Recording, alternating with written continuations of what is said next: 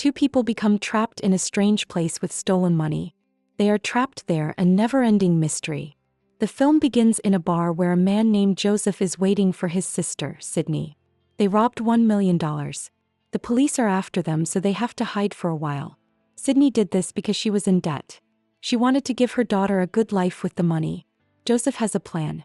He says, "I met a woman once. She owns a house in a nearby village. It's been vacant for a long time. We can hide there. When everything calms down, we can return to our old lives and live a better life with the stolen money. It's just a matter of a few days." While they're discussing this, they hear the sound of police sirens. So they escape and go into the nearby forest, where they change their clothes and throw their old belongings into a pond.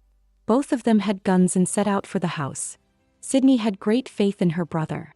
Soon they reached the fields. Passing through the fields, they heard gunfire. As they approached the house, they saw three boys having fun aiming.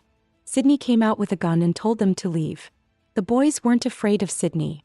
But as Joseph came from the other side and fired a shot, they ran away. Joseph told Sydney they should hurry inside. With that, the two entered the house. The house was quite old. It seemed as if no one had lived there for a long time. Things were scattered around and the floor was covered in filth.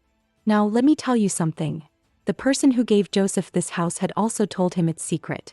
The secret was that this house allowed time travel. This meant that a person could travel to any time, such as the past or the future. Not only that, but they could also be sent to another world.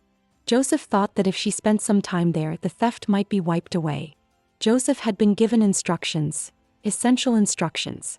There were two old clocks in the house whose time had to be set according to the instructions. Just then the sound of police sirens came. Sydney urged her to run, but Joseph said they had to go to the basement.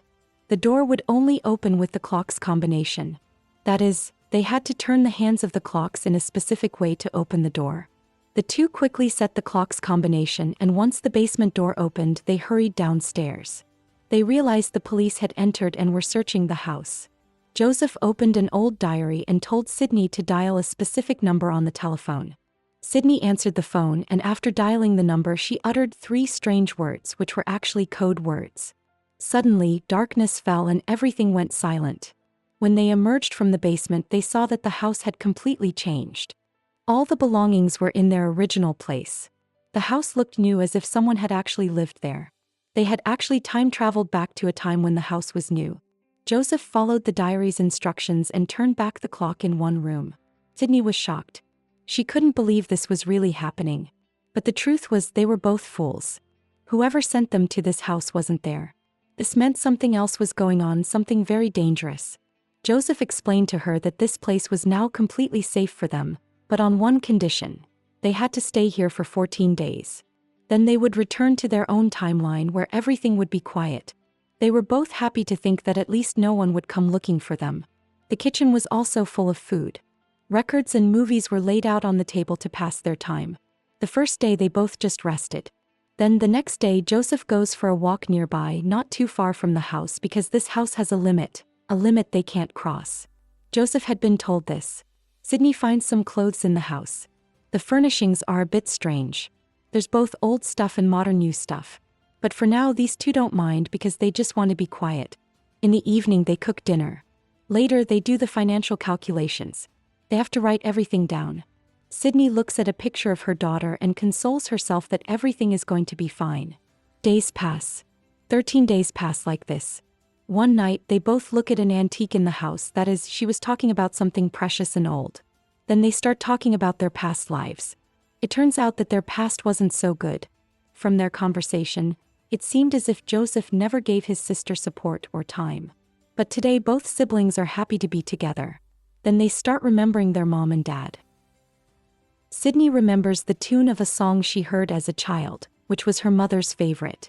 Just like that, 2 weeks pass. They were happy to be leaving. Sydney was anxious to return to her daughter. They start cleaning the house and Joseph burns all the trash. Now, just as they had previously followed instructions in the basement and entered a different timeline, they need to follow some instructions to return to their own timeline. So they head towards the basement. But to their shock, they find that someone has locked the basement door. It turns out that there are a church and a mill nearby. A message was written on the door. If you want to go back, go to the old mill. Seeing this, Sydney panics and without thinking runs towards the mill. Joseph follows her and tries to calm her down. When they enter the mill, they are astonished. It's like a church was set up as if it had once been used for religious ceremonies. A corpse was also lying there in a very bad condition. A wooden stand was placed next to the body, and on the stand was written, "You are trapped in a time loop. If you are willing to stay here, sign below." Seeing this, Sydney becomes terrified. She refuses to sign the document and without thinking runs away from the mill. Now, as I mentioned, this house has a limit beyond which these people cannot go. So, as Sydney tries to cross it, she starts vomiting blood and falls unconscious. When she regained consciousness, Joseph had already brought her inside. They both understood that she couldn't leave this place. Upon regaining consciousness, Sydney became furious and screamed, having escaped from one predicament and fallen into another. Learning the truth further enraged and shocked her. Joseph told her that the body they had seen at the mill actually belonged to the woman who had sent them there, whose house it was. They both understood there was no escape. Joseph signed the document, and as he wrote his name, a safe suddenly appeared. Joseph then entered the safe's code using his old diary. Inside the safe was a tape recorder and a small note. The note read, "Say something and then close the safe. Your words will create a connection, a kind of link." Joseph opened the safe, said, "Hello," and then closed it. A minute later, when he turned on the tape recorder, they heard an unknown man's voice. The voice tells Joseph that he shouldn't be here but rather go back home. Whoever it was knew everything about them, everything about the theft and the escape. Sydney tries to talk to him. She senses the man wants a share of the money. Sydney was willing. She just wanted to get out of here no matter what. But whoever it was wasn't interested in money.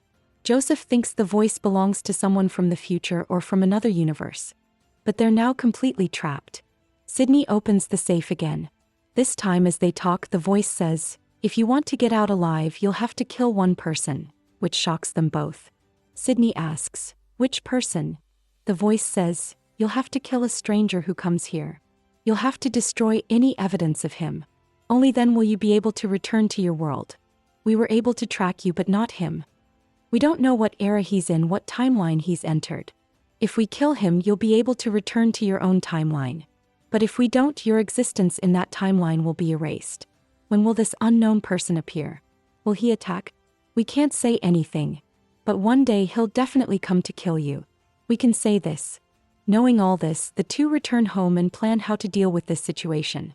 They hide some weapons nearby because they don't know when, where, or how these unknown people will attack. They were also prepared to take turns guarding. Many months pass but no one comes. They couldn't even leave this place. Yes, but the good thing was that the food was fresh every time because it all ran in a loop, so if the fridge emptied they would close it and open it again and it would be full of food. The people they spoke to now controlled this place and some major experiment was underway. One day, Sydney tried to learn about the house's history. Looking at old documents and photographs, she explained that all this stuff had been collected. It didn't belong to the owner. Everything was from a different era. The house hadn't had an owner since 1955. Joseph was also angry that they were being used as subjects in an experiment. They hadn't heard from the man again for quite some time. Joseph went to the mill every day trying to hear his voice through a tape recorder, but he got no response. A few months later, while Sydney was on guard outside, the unknown man arrived. He was watching Sydney through binoculars. Before he could shoot Sydney, Joseph yelled, alerting Sydney. She quickly ran inside the house. He shot repeatedly but missed. A fight ensued and the stranger wounded Joseph and took him to the mill.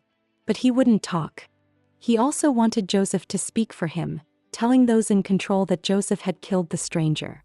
When they asked for proof, Joseph lied, saying it was too cold.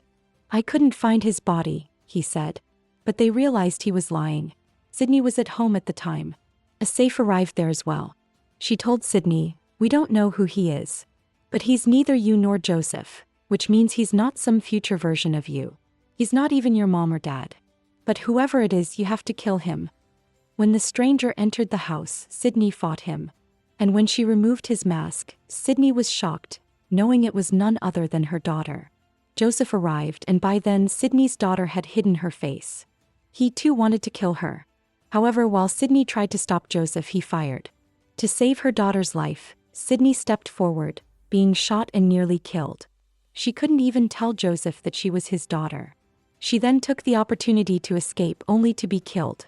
Joseph was deeply saddened by his sister's death. He later buried her body.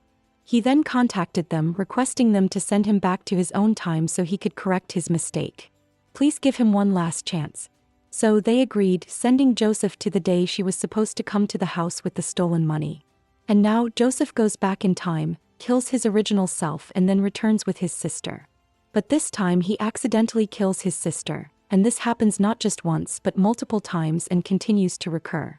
Years pass and Sydney once again appears in the loop. We see that Joseph has grown older. He tells Sydney, "I tried so hard to save you, but every time I accidentally kill you. This will continue because of greed. There's only one solution, and that's for you to kill me.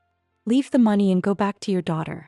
Never go to that house again because this is the past where you're alive.